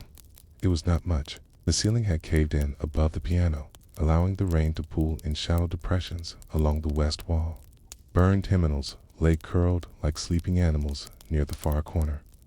One window remained intact, and beneath it, the choir bench splintered. Half collapsed, still bore traces of chalk where someone had once written the word, breathe. That word would stay with her. They had called it the orphaned choir long before the massacre. Not because the children had no parents, though some didn't, but because the church was one of the only places that had welcomed children who didn't belong anywhere else. Tulsa's black community in Greenwood had been, before the fire, a place of pride, a neighborhood where barbers built libraries and teachers could read poetry between sermons. But for all its brilliance, Greenwood was still bound by borders written by poverty, suspicion, and class, and the children who arrived at Sister Eloise's door were often the ones who had crossed those borders alone. Children who had fled Mississippi violence with grandmothers who never made it past the train yard. Children from the alley behind the butcher's shop. Children with dreams, but no documents. Children with songs and no one to hear them. And so she had opened the annex and taught them to sing. The room had been filled with music once, not just hymns, though there were many, but also lullabies, street songs, clapping games, old gullah rhythms, songs whispered across generations. They sang in harmony, even when they didn't know the notes. Some children had perfect pitch, others barely, sang above a hum, but together they made something that Sister Eloise called the stitch. Music, she once told them, is how we stitch the world back together. She never raised her voice, but she never lost it either. They feared disappointing her more than anything, and when she pressed a finger to her lips and whispered stitch, the room would fall silent, then lift into sound again, fuller than before. There were 12 in the choir. Their names were not written anywhere official, but Sister Eloise remembered them all. She had fled the night of the fire, carrying only a lantern and a half-scorched music book. She had followed the train tracks north until the ash cleared and her breath came back. The children had scattered. Some ran with neighbors. Others were pulled by parents into basements or fields. 2 were last seen on the hill above Sunset Drive, holding hands. When she returned, days later, after the National Guard had cleared the rubble and declared the streets safe for resettlement, she found only fragments. The piano keys were melted together. A pair of shoes, too small for her own feet, sat beneath the pew where little Rosetta had always leaned during rest. Our dot on the wall, in soot-faded script. Someone had written, "We didn't forget the song." She began to rebuild. Not the church that would take years, but the choir at first. It was just her and the wind. She came every morning and swept. She cleared what ash remained. She rescued music sheets from puddles. She wrote notes on scraps of paper and pinned them to trees. "Do you remember how to sing?" Slowly, they returned. A boy with one arm who had always drummed his knuckles on the back of the pew. A girl who couldn't remember her last name but knew every verse of Swing Low, Sweet Chariot. Another who had walked all the way from Sand Springs just to sit in the sunlight and listen. Within a month, 6 voices filled the ruined room by autumn. There were 9, but the city didn't like the sound. White neighbors claimed the songs were wailing and disruptive. They filed complaints. Some said the children were gathering illegally. Others whispered rumors about ghost choirs and haunted hymns. One afternoon, a city worker nailed a sign to the church annex, "Unsafe for occupancy. Entry forbidden." Sister Eloise removed the sign quietly. She placed it inside the altar drawer and wrote a new note to pin to the tree. "If they cannot hear us in the open, we will sing underground." And so they did, in the basement beneath the burned building. A stone chamber remained intact, damp, but dry enough to hold voices. They called it the low room. A single candle lit their rehearsals. Rain tapped like fingers on the ceiling. Above, They never used instruments again. Only voice, only breath, only the stitch. They sang lullabies for children not yet born, dirges for those who never came back. They hummed the names of those who couldn't be spoken aloud. They clapped hands and stomped feet when no other rhythm remained. And when Sister Eloise raised her hands in silence, they would listen not just to each other, but to the silence itself, to the memory of sound, to the shape it left behind. Years passed. The children grew. Some left. Some stayed. A few became teachers. One became a preacher. Another moved north and joined a union choir in Chicago. They wrote to Sister Eloise when they could, always beginning the same way. I still remembered the stitch. And though the city never recognized the choir, never recorded its performances, or granted its space, on any plaque it lived in whispers. The orphan choir became a myth, a thing elders spoke of in low tones during storms, a sound carried through cracks in the earth, a vibration in the feet of those who walked Greenwood's rebuilt sidewalks. No, recordings exist, but the songs were never meant to be captured, only carried. And now, a century later, if you walk the northern edge of Greenwood just after dusk, and the wind comes low through the churchyard ruins, you might hear something soft beneath your steps. Not quite a hymn, not quite silence, but something in between, something stitched.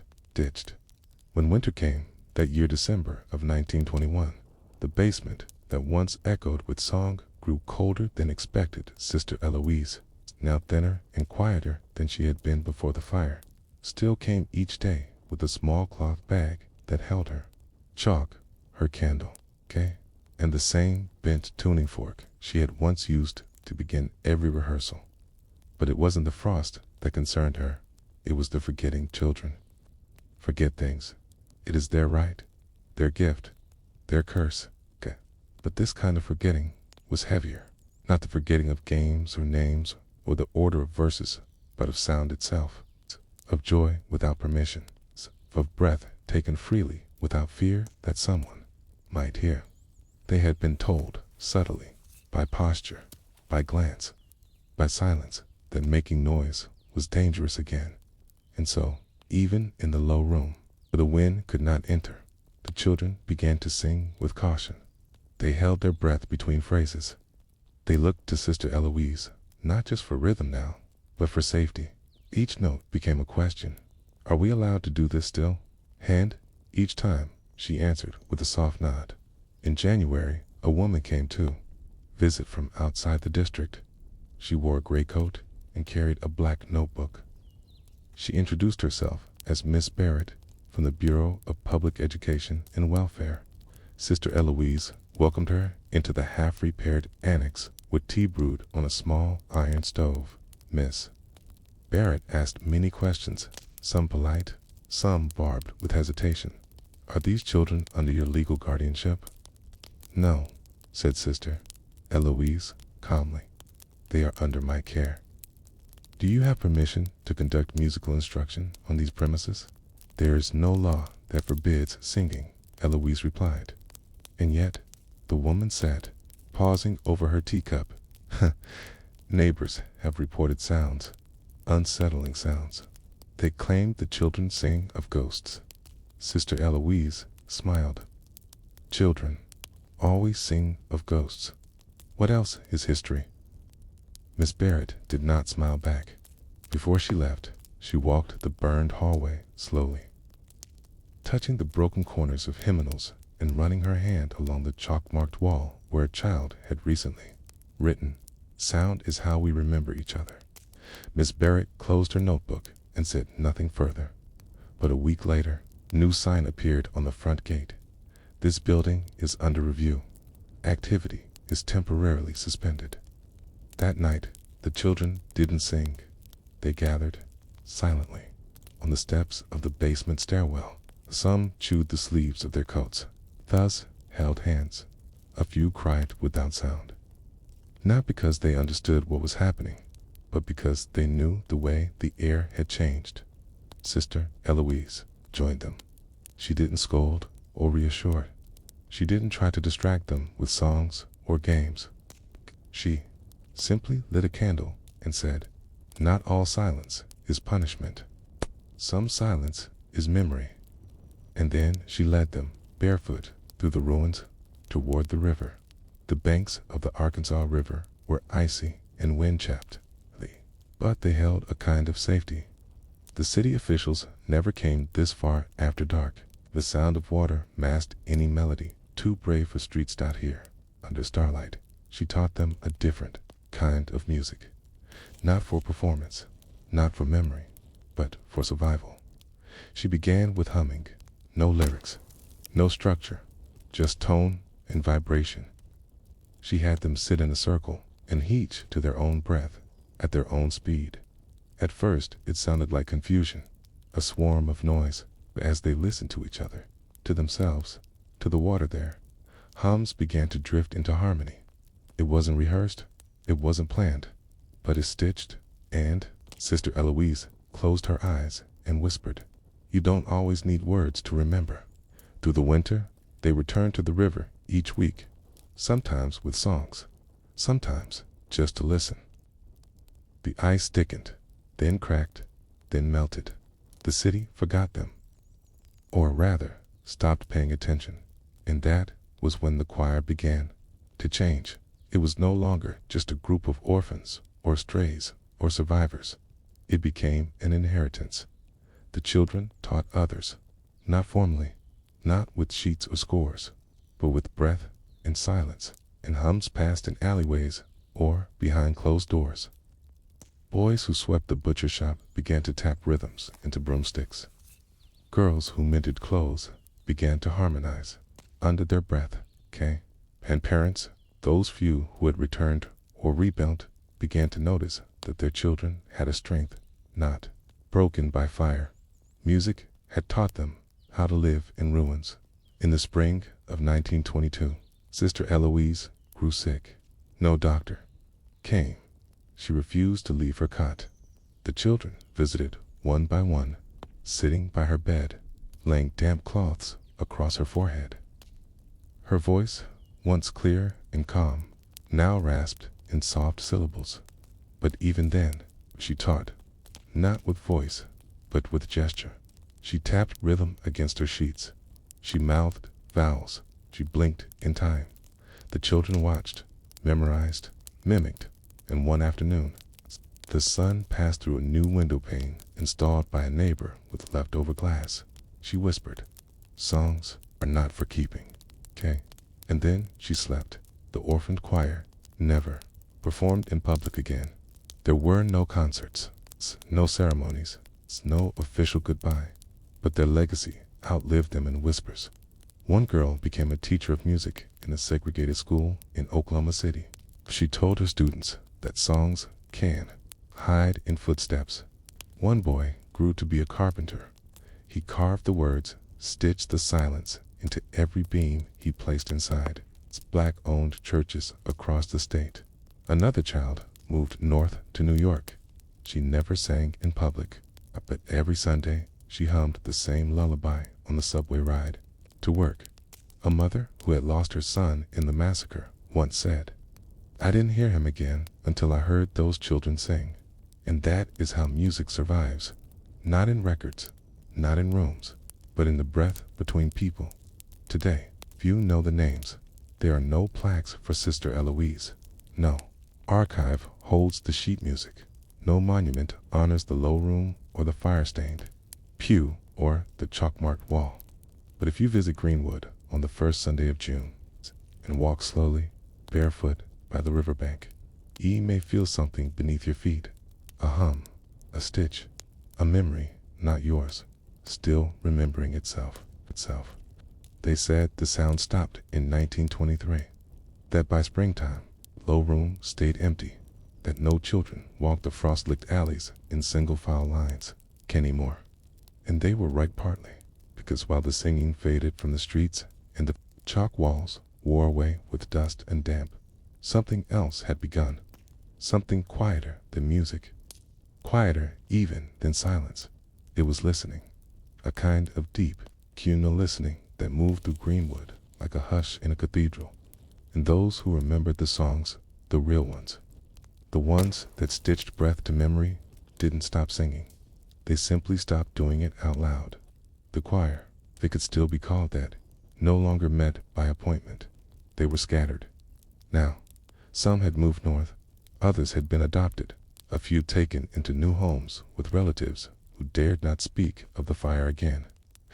But when one of them fell ill, the others heard. When one of them was married, they found their way to the back pew of the church. When one was buried, they arrived not in black, but in soft grays and warm browns, humming under their breath the way they had been taught long ago. When Greenwood burned, and when the new decade came, and new children were born who did not remember the fire, the orphaned choir taught them, not through lessons or schools, but through what they left behind. There was a shoemaker named Mr. Barlow, who always tapped a triplet rhythm into every sole he repaired. 3 taps, then silence, then 3 again. There was a seamstress named Alma, who sewed small musical notes into the hems of dresses, invisible to the eye unless you knew to turn the fabric just so. There was a preacher who quoted scripture in 6/8 time, his sermons swaying gently with a cadence not found in books. And there was a corner of Greenwood's rebuilt market, where, every Sunday morning, before the vendors opened their carts, a child with no known name would place a single white stone on the pavement near the old church wall and whisper, "She is still listening." It wasn't long before the city forgot the source of these rituals. They became quaint, then curious, then anonymous. Teachers moved on, buildings were demolished, sidewalks replaced. A mural was painted over the old choir stairwell, and no one noticed that beneath the painted lilies was a small inscription in cracked brick. We sang to remember, not to be remembered, but the songs lingered in dreams. Sometimes, in the flicker of candles left on windowsills in June, in the way a girl might trace invisible music in the air while waiting for a bus. And in one remarkable discovery, made many years later by a historian named Ruth. Ruth was not from Greenwood. She had grown up in Illinois, taught American music history at a small college in Kansas, and came to Tulsa in 1987 to research the evolution of Southern choral traditions. She wasn't looking for orphans, or fire, or songs that had no composer, but she kept hearing strange things in interview after interview. Elderly residents, black, mostly women, spoke of the hum. Some mentioned it like a weather pattern, others as if it were a person. A few said nothing but closed their eyes and smiled when Ruth brought it up. The hum, they told her, was not music. Not exactly. It was breath, a tether, the sound between the notes, a vibration you didn't hear with your ears. Ruth, curious, asked them to describe it. They couldn't, but many gave the same instruction. Go to the river, just after dark. Sit still, and wait. She did, and the first night, she heard nothing. Only the usual sounds of a modern city. Cars, wind, far-off barking. But the second night, something changed. Not a sound, at first, but a sensation. Like the air had thickened slightly, like the water moved slower. A string had been pulled, not tight but steady, from something below. And then came the hum, low, soft, not a voice, not quite a tone. It wove between crickets and current, and Ruth found herself closing her notebook and simply breathing with it. She returned again and again. Eventually, she stopped taking notes at all. In 1991, Ruth published a paper titled Residual Harmonics in Post-Trauma Communities. It was not widely read. It made no claims of supernatural events or unprovable histories. Instead, she wrote, "In Greenwood, something remains that does not have a name. It is not music. It is not memory, but it carries both." The final sentence of her paper simply read. I sat by the water, and I felt remembered. Years passed. The children of the choir grew old. Some passed on. Others faded into obscurity. But sometimes, unexpectedly, someone would find a fragment, a church ledger with an unfamiliar hymn scrawled in the margins, written in a child's hand, a broken tuning fork buried beneath floorboards, a sliver of chalk tucked inside a hymnal binding. And always, always, the hum remained. One such rediscovery happened in 2007. A renovation crew, preparing a vacant lot for new apartments, unearthed a locked tin box buried near what had once been the basement stairwell of the old church dot.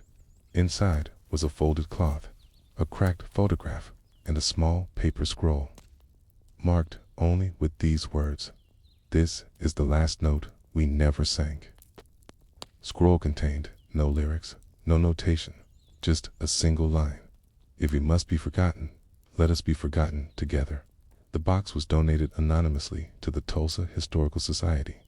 It was placed in storage, but every June, someone slips a white stone onto the display case. No name, no message, just the stone and the hum. To this day, no recording exists of the orphaned choir, no tape, no cylinder, no piano roll.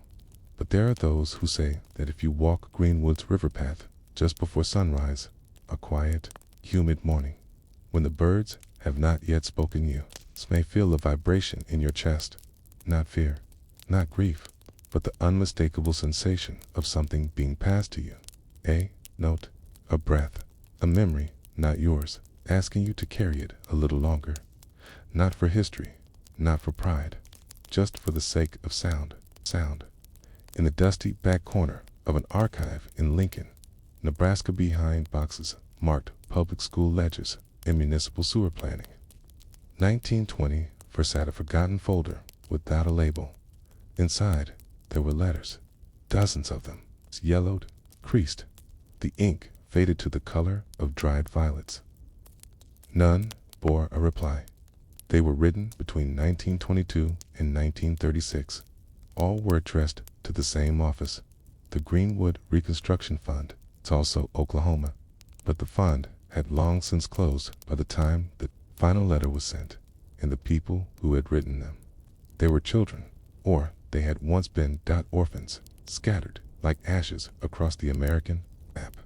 In the summer of 1921, in the aftermath of fire and bullets and screams, there had been promises, not from the government, though some officials did murmur vague pledges of rebuilding, but from each other. Black Americans across the country had pooled resources, started funds, passed baskets in church pews and barbershops, hoping to give back what had been stolen, not in full, but in spirit. The Greenwood Reconstruction Fund was born of that dream, housed in a borrowed office in a church basement. It was staffed by volunteers. There were no salaries, no grant writers, just hands and hope. They sent out flyers. They raised a few $1,000s, and then slowly, painfully dashed nothing. The fund closed within 3 years. The church burned down 2 decades later. But the letters kept coming. They arrived from St. Louis, Topeka, and Galveston, from Buffalo, Newark, Cincinnati. One was mailed from an all-black town in New Mexico, with a return address simply read, "See Miss May," near the train station. Most of the letters were brief. They weren't formal requests for money. They were updates, tiny, flickering attempts to remain visible, as if the children feared they might dissolve entirely unless someone remembered them. One letter, dated March 17th, 1924. Read, "I am now 14. I sing at Mount Zion every Sunday and shine shoes. For Mr. Henry. I got my own knife now for work. It folds. I still have the picture of Mama, but the bottom got burned." Another, from 1926. "We made sweet bread, and Mr. Wallace says I can help in the bakery next month. I don't cry at night no more." K1, from a child who signed simply as Josie G. In 1929, there are 12 steps up to the room where I sleep. I count them every night. I remember there were 6 to our porch and 3 to Mama's sewing room. It's 9, but I don't remember the ones to my bed. Can you write me how many steps I had? It was unsigned by a staff member, as all the others were. There was no reply. Why did they keep writing? The fund was gone. The people behind it long moved on. No letters had ever been answered. And yet, they came, year after year, folded into envelopes that barely survived their journeys. Perhaps it was the same reason sailors toss messages in bottles, not to be rescued, but to mark that they once existed. The letters were never meant for historians. They were never meant for us, but somehow they ended up here in a building with fluorescent lights and linoleum floors, where a young graduate student named Brian was tasked with digitizing records. No one asked for. Brian had not grown up with this history. He did not know Greenwood's fire or the names of the children who ran from it. But as he read, his posture changed from slouched to curious to reverent. He read one letter, then another, and by the end of the afternoon, he was whispering their names aloud, though many were signed with just initials or nicknames. He couldn't explain why. It just felt right. He made a spreadsheet at first, then a list, then a small map drawn in pencil on a notepad. Each pen marked a name, each name a city. He began tracking movements when someone moved from Tulsa to Wichita, from there to Kansas City, then onward to Des Moines. He noticed certain patterns. When a bakery appeared in a letter from 1925, the same bakery was mentioned again by another writer in 1909. Different child, different state, same bakery, Mr. Wallace. Both had written. Brian began to wonder, were these children reunited? Were they forming networks we've never recorded? Or were they simply reaching for familiarity in a world that no longer offered it? There were letters that haunted him. One from 1931, in a child's awkward scrawl. I had a dream the church was full again. Mama had her yellow dress, and Mr. Cedric played piano. But I woke up, and it was still just me in the room, sang the hymn anyway. I don't want to forget the tune. And another, with no date, just this line. Tell them I remember the smell of molasses in the morning. I want to write it down before I forget what real bread feels like. These were not diary entries. They were offerings, tiny, fragile offerings, sent not for fame or for history, but for the simple hope that someone, somewhere, might read them. And not. Brian didn't stop at the letters. He tracked census records, property ledgers, obituaries. He found one child, L.H., who became a porter for the Santa Fe Railroad and died in Oregon in 1962. He found another, Minnie E., who became a nurse in Baltimore. He found one girl, C., who vanished after a letter in 1925 that simply said, "They say we go west tomorrow. I don't know if I'll see a river again." Her trail ended there. Brian published his findings in a small academic journal. It made no headlines, but it reached one Persona woman named Ruby Thomas, 82, in Ohio, who recognized the name in the letters. It was her uncle who had disappeared. When she was a girl, he had lived with them briefly, she recalled. Never spoke of Tulsa, but hummed to himself when baking cornbread. She remembered his silence more than his stories. She thanked Brian for the article. Then she mailed him a box. Inside were 3 more letters from 1923, each addressed to Greenwood, each with a child's handwriting. None of those 3 had ever arrived in Tulsa, but now they had. There is a theory among archivists that paper remembers more than we do, that folded corners and worn creases are a kind of second handwriting, that a child gripping the corner of a letter too tightly leaves a message more permanent than ink. In the corner of one letter, barely visible, was a smudge of what appeared to be molasses, not spilled, placed perhaps as proof, perhaps as a reminder, or maybe simply as love. The letters that no one answered have now been cataloged, digitized. Some are read aloud at events in Tulsa each year. Others are printed in a small book titled, "We Wrote Anyway." Children still write letters today, but now they are read, shared, archived. The Greenwood Archive no longer sits in a church basement or an anonymous box. It lives on screens, in voices, in classrooms. But always it lives. And sometimes, quietly, someone will leave a letter on the Greenwood Memorial steps. It contains no return address, no envelope, just one sentence. We are still writing. There are things that don't fit neatly into exhibits. No glass case can display the sound of silence after a child's question goes unanswered. No text panel can explain what it feels like to write a letter to someone you know may never write. We can't do it anyway, year after year. But this is where Section 2 begins. Not in a museum or archive, but in a liminal space between intention and memory. A place that only paper, breath, and time know how to inhabit. Because what those children of Tulsa's aftermath sent out into the world wasn't just grief. It was a ritual, a stubborn, sacred one. And like all rituals, its power didn't lie in the outcome. It lived in the act. By 1937, most of the letters had stopped arriving. The war had begun to stir. The last of the orphans had either found a trade, joined a unit, or disappeared into the great American elsewhere where identities were smoothed down by the railroad, blurred by factory whistles, and rewritten beneath new street names. But in those letters, a map had been drawn, not of geography, but of emotional survival. A quiet blueprint. One child sent a list of smells: tobacco, father's coat, burning wood, onions and grease from the cafe, grandmother's cologne like lemon, rain.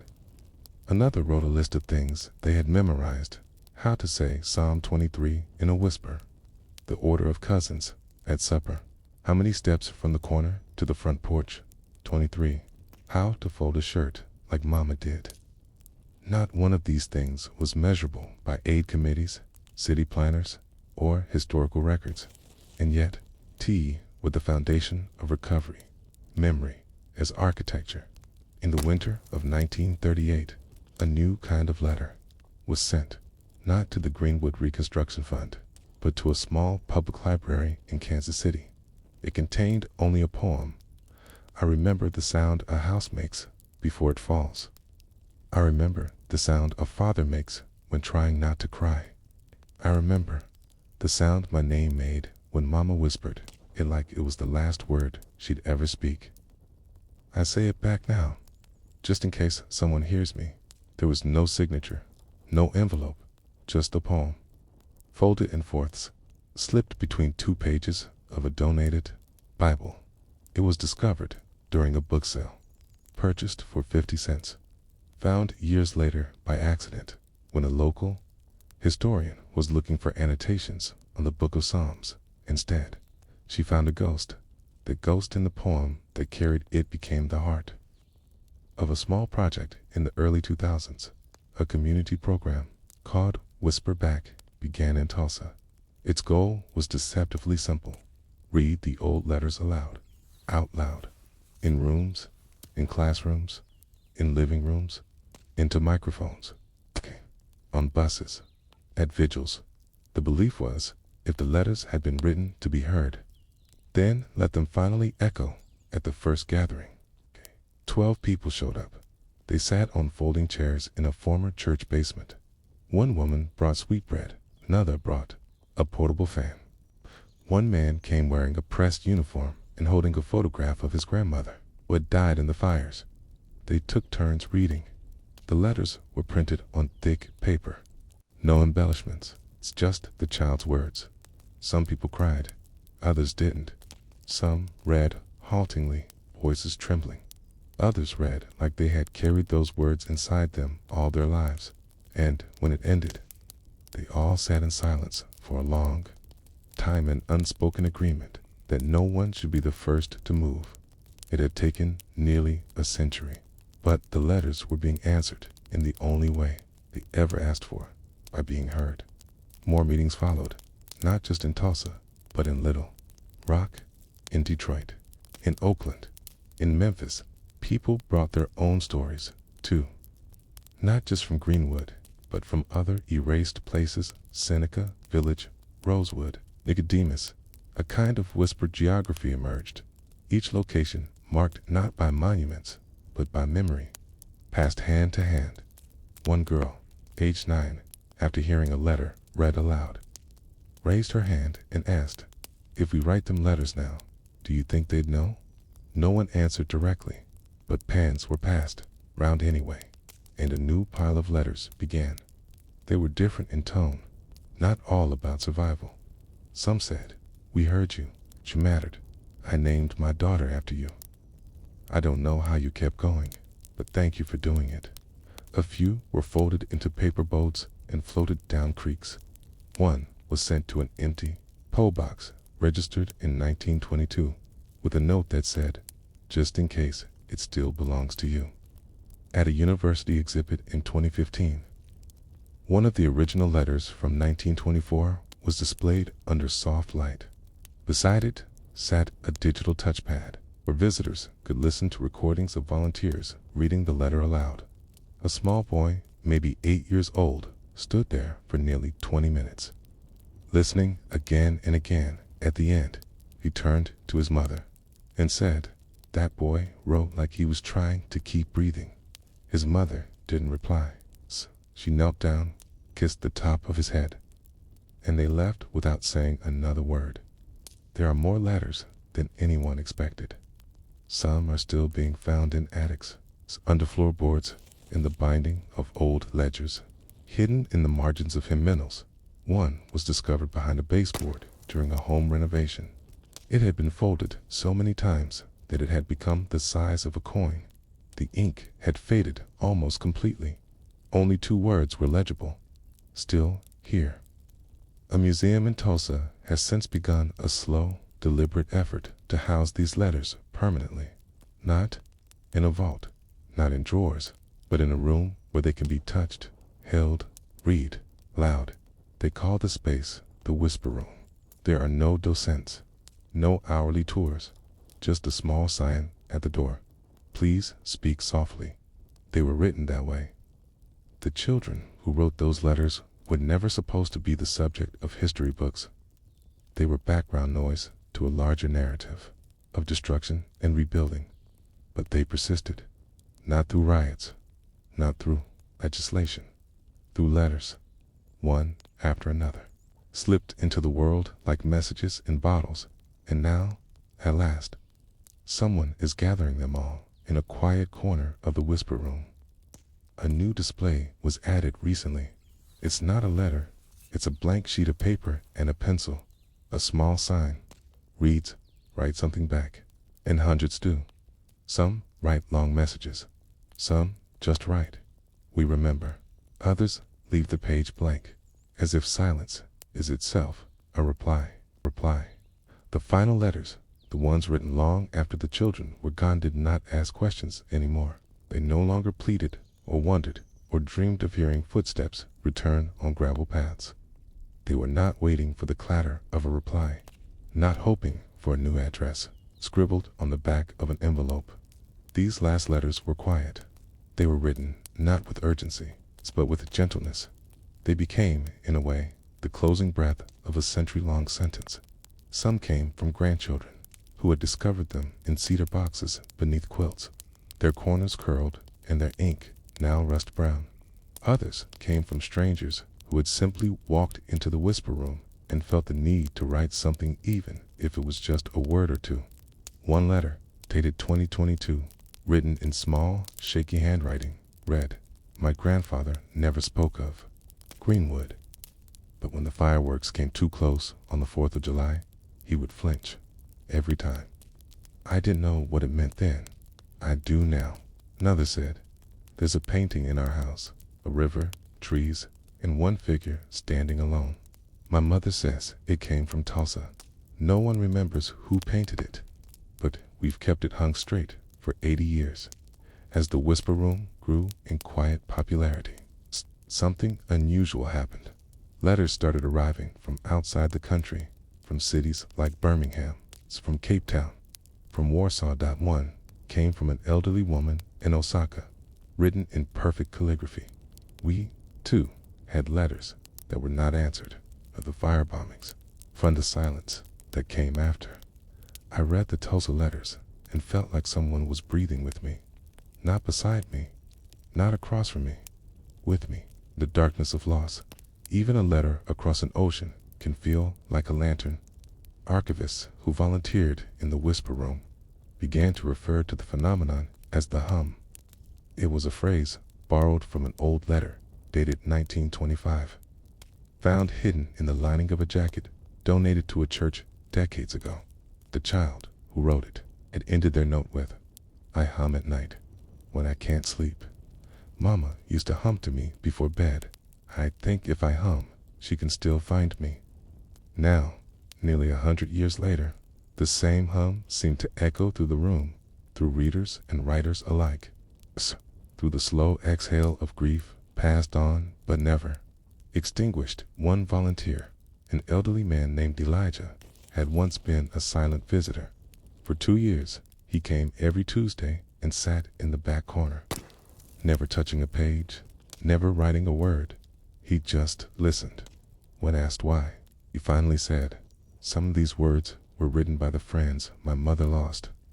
She was one of the girls who ran to the church basement during the fire. I can't speak for them, but I can make sure they're not alone." Eventually, Elijah began reading aloud, slowly, softly, softly, as though reciting bedtime stories not meant to soothe, but to remember. A separate initiative grew around the letters.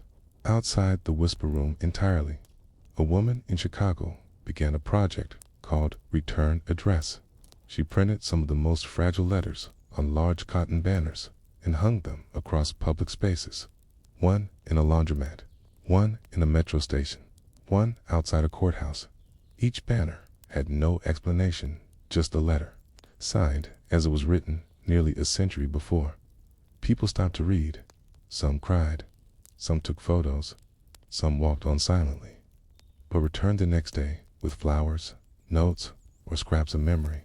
And sometimes, strangers began writing back on the same cloth, answering the child's words as if time had paused just long enough to let a message pass through. One banner, displayed on a chain-link fence outside a public elementary school, read, "I was 8 when I saw the fire. Speck," they said. Not to look, but I saw Mama's hands shaking. Still see them when I close my eyes. A week later, a child's handwriting appeared beneath it in red marker. "It's okay to look now. I'll look with you." Among the curators of memory, there came debate. Should the letters be preserved, kept unaltered, untouched by later voices? Should the living be allowed to respond not as historians, but as human beings? Eventually, a middle path emerged. Each original letter would remain intact, taint, but nearby, a blank page would be offered. Not to rewrite the past, just to whisper back. And whisper they did. A woman wrote, "I was never taught about Greenwood. I found it by accident while researching something else, but now I can't unknow it, and I don't want to." 8. A man scribbled on a napkin, "My uncle never made it home from the war, but he told my father once there were 2 fires in my life, the one in France and the one in Oklahoma. We only ever saw pictures of one." A group of students compiled their replies into a book called Pages That Answer. It was given to the whisper room as a donation, but placed, unusually, not in the reading area. Instead, was set on a chair, open, waiting. Some letters became music. A composer in New Orleans turned fragments of the children's writing into a soft choral piece. No words were sung, only syllables, hummed. Murmured, as if someone were rocking a child to sleep inside a memory they could no longer see at the premiere. The final note lasted for 14 seconds, then silence. No applause, just breath and stillness. Historians continued their work. Records were verified, timelines drawn, testimonies preserved. But even they began referring to the letters as something beyond documentation. They called them echoes, because an echo doesn't explain the sound that caused it. It only shows that the sound happened and that it mattered enough to bounce back. One day, a small boy entered the whisper room with his grandmother. He had been quiet on the drive, curious but not sure what to expect. He looked at the letters on the wall, touched one gently dot, and said, "These are like seeds. They don't grow up, they grow back." His grandmother didn't respond. She only nodded, because some truths don't need correcting now. On the 101st anniversary of the Tulsa Massacre, a new kind of ceremony was held not to commemorate the tragedy, but to read the letters aloud continuously for 24 hours. Volunteers signed up in shifts, elderly men with trembling hands, teenagers with earbuds and steady voices, teachers, musicians, cashiers, lawyers, nurses, children, each one holding the past, not as a burden, but as a breath. One woman who read at 3 a.m. later wrote, "I didn't know I needed to say those words until they were in my mouth. It felt like I was holding someone's heartbeat." There is no conclusion to these letters, no final paragraph, no postscript. They were never meant to be answered in full, just heard. So, when visitors come now to the whisper room, they are given no instructions, only a gentle nudge, a paper, a pencil, and a quiet space where history doesn't sleep breathes.